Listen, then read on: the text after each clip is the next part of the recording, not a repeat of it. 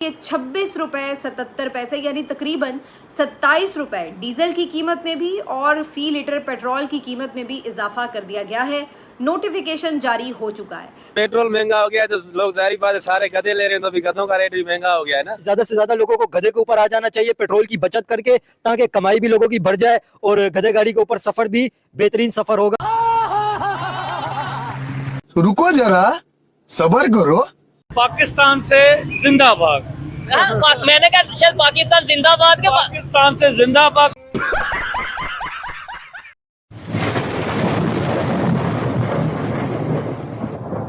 Weekly basis के ऊपर revise की जाती हैं कीमतें, तो अब जुम्मे वाले दिन ये माशाल्लाह से तोहफ़ा मिलता है आवाम को, और इसमें ज़रा अच्छा तोहफ़ा तो कम ही मिलता है जब से ख़ास तौर पर ये जंग छिड़ी है और आलमी मंडी में पेट्रोलियम मसनूआत की प्राइस ऊपर जा रही है, तो उसका खमियाजा सबसे ज़्यादा पाकिस्तानी अवाम को भुगतना पड़ा है।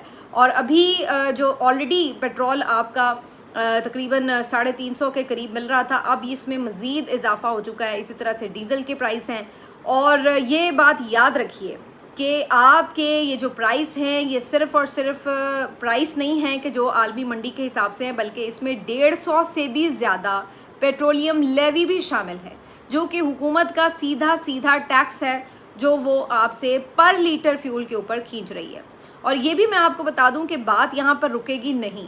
जब भी पेट्रोलियम मसनूआत की कीमतों में इजाफा होगा, उसके बाद अशिया खुर्दनोश की कीमतों में इजाफा होगा, हर चीज़ की कॉस्ट प्राइस बढ़ेगी, तो ऑटोमेटिकली महंगाई का एक नया तूफ़ान, एक नई लहर जो है वो आ जाती है। तो आबनाए हुरमुज़ तो क्या ही खुलवानी थी, यहाँ पर तो लग रहा है कि आवाम की सांसें ही बंद की जा रही हैं, जहाँ पर आपको एक पेट्रोल डलवाने के लिए भी सोचना पड़ता है अब बाकायदा तौर पर कि आप ये पेट्रोल डलवाएं या ना डलवाएं, जहां पर अवाम को तो ये नसीहतें की जाती हैं कि देखिए जी हम बड़े बेबस और मजबूर हैं क्योंकि जी हमारे पास कोई ऑप्शन नहीं है, लेकिन अपने अलल्ले तलल्ले हुक्मरानों के वैसे ही जा रही हैं। आप रोज़ सोशल मीडिया पर देख रहे हैं कि इनके जो बड़े बड़े काफ़िले हैं, सिक्योरिटी प्रोटोकॉल्स हैं और जो इनके शाहाना तर्ज़ ज़िंदगी हैं, उसमें कोई फ़र्क नहीं आया। अगर ये 40 गाड़ियों का काफिला लेकर चलते हैं तो इनकी गाड़ियां 40 की 40 ही चल रही हैं, जिसमें आप ही के टैक्स के पैसों से पेट्रोल डाले जा रहे होते हैं, जबकि सारा जो प्रॉब्लम है, जितना भी उसका इजाफे का इम्पैक्ट है, उस सारे का सारा आपके ऊपर डाला जाता है। तो इस तरह से पेट्रोलियम मसनूआत की कीमतों में एक और तोहफ़ा आपको दे दिया गया है। अगरचे ये खबरें आ रही हैं कि आगे टॉक्स के लिए बात बढ़ रही है, लेकिन उससे पहले ही सबसे ज़्यादा जो मुतासर हो रहा है इस पूरी जंग और उसके बाद मुज़ाकरात की गेम में, वो खुद पाकिस्तान है जो कि सालिस बना हुआ है। तो मुझे बताइएगा कितने घंटे लाइट आती है और कितने घंटे जाती है और क्या दौरानिया होता है? जनाब 9 घंटे लाइट आ रही है। बहुत बेगैरत गवर्नमेंट है ये। परेशान किया हुआ बच्चे, मासूम बच्चे, अवाम, छोटे छोटे मकान है, ना खिड़की खुलती है ना कहीं दरवाज़ा है। शर्म आनी चाहिए इन बेगैरतों को, क्या समझे, बहुत परेशान किया हुआ है। और कैसे आती है? आधा घंटा आती है, 1 घंटा आती है या 2 घंटे आती है? आधे घंटे। रात में तो लाइट है ही नहीं, ना आदमी सो सकता है ना रोज़ी पे जा सकता है, बच्चों को क्या खिलाएगा। और मकीन भी मेरा मौजूद है, उनसे बात करते हैं। सर मुझे बताइएगा घरेलू अमूर कितने मुतासिर होते हैं, और फिर ज़ाहिर मर्द हज़रात तो बाहर आ जाते हैं, घर की ख़वातीन हैं, घर में बुज़ुर्ग हैं, उनके लिए कितनी मुश्किलात होती है अगर बिजली नहीं है? बहुत परेशानी हो रही है, यानी कि लेडीज़ भी बेचारी बाहर आके बैठ रही है गर्मी के हिसाब से, बच्चे भी बाहर बिल बिला रहे हैं बहुत बुरी तरीके से, और बिल्कुल लाइट तो नाम ही नहीं है, बिल्कुल रात को तो है ही नहीं। पुलों पे जा के बैठ रहे हैं, ब्रिजों पे जा के बैठ रहे हैं लोग, बहुत परेशान हुए हैं लाइट की वजह से। वही मसला है, फिर दोबारा से जो वो लोग एहतजाज की तरफ निकलेंगे, फिर रोडों पे आएंगे, फिर शायद ये तब जाके सही है, क्योंकि माजी में भी हमने देखा है कि जब बिजली की लोड शेडिंग हद से ज़्यादा बढ़ जाती है, खासकर गर्मी में, जाहिर है जहाँ घरेलू अमूर मुतासिर होता है, फिर इंसान जो है एहतजाज की तरफ बढ़ता है। तो क्या ऐसे लग रहा है मजबूर कर रहे हैं ना, ऐसे ही मजबूर करने का इरादा है। लॉकडाउन लगा हुआ है, मार्केटें बंद है रात को, फिर भी पूरी रात लाइट नहीं है।